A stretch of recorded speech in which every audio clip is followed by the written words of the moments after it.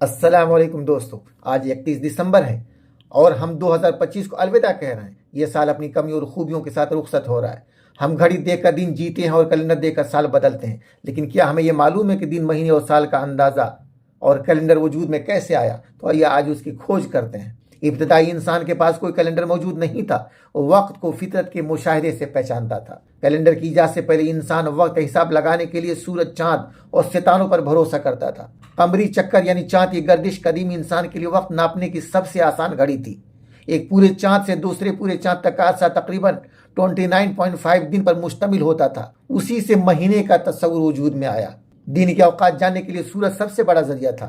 صبح کے وقت سائے کا لمبا ہونا، دوپہر میں اس کا چھوٹا ہونا اور شام کو دوبارہ لمبا ہونا اہم مشاہدات تھے۔ ان مشاہدات نے آگے چل کر دھوپ گھڑی کی بنیاد رکھی۔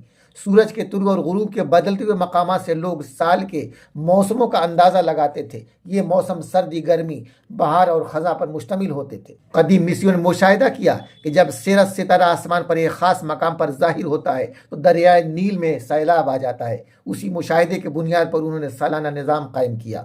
دنیا کا سب سے پہلا تحریری کیلنڈر تقریباً 5000 سال پہلے سمیریوں نے تیار کیا۔ یہ کیلنڈر تقریباً 3000 قبل مسیح میں موجودہ عراق کے علاقے میں بنایا گیا۔ یہ قمری کیلنڈر تھا جس میں سال 354 دن کا ہوتا تھا۔ بعد میں قدیم مصریوں نے دنیا کا پہلا شمسی کیلنڈر بنایا۔ اس شمسی کیلنڈر میں 365 دن مقرر کیا گیا۔ اس کے بعد روم کے پہلے بادشاہ روملس نے 753 قبل مسیح میں ایک کیلنڈر بنایا، لیکن اس کیلنڈر میں صرف 10 مہینے تھے اور سال مارچ سے شروع ہوتا تھا۔ پورے سال میں صرف 304 دن ہوتے تھے۔ بعد میں بادشاہ نوما نے اس میں 2 مزید مہینے جنوری اور فروری شامل کیے۔ یوں سال 12 مہینوں پر مشتمل ہوا، مگر خامیاں باقی رہیں۔ جولیس سیزر نے 46 قبل مسیح میں ایک نیا کیلنڈر متعارف کروایا۔ اس نے چاند کے بجائے سورج کو بنیاد بنایا۔ سال کی مدت 365.25 دن مقرر کی گئی۔ جولیس سیزر نے سال کا آغاز مارچ کے بجائے جنوری سے کیا۔ 525 عیسوی میں رائب ڈیونیسیس ایگزیگس نے یہ تجویز پیش کی کہ سالوں کی گنتی حضرت عیسیٰ علیہ السلام کے پیدائش سے شروع کی جانی چاہیے، اور اسی بنیاد پر AD اور BC نظام وجود میں آیا۔ جولین کیلنڈر میں ہر سال تقریباً 11 منٹ کی غلطی موجود تھی۔ یہ غلطی بڑھتے بڑھتے 16ویں صدی تک 10 دن بن گئی۔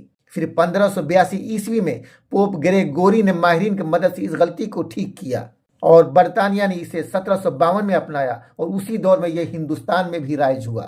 آج یہی کیلنڈر دنیا بھر میں روزمرہ زندگی کے لیے استعمال ہوتا ہے۔ تو ذرا دوستو سوچئے، ہمارے بزرگوں نے وقت کو سمجھ کر ہمیں یہ راستہ دکھایا۔ صدیوں کی محنت اور تجربہ وقت کی صورت میں ہم تک پہنچا ہے۔ اب ہماری ذمہ داری کہ ہم اسے ضائع نہ کریں۔ وقت ایک دودھاری تلوار ہے، اگر آپ اسے نہیں کاٹتے تو یہ آپ کو کاٹ ڈالتا ہے۔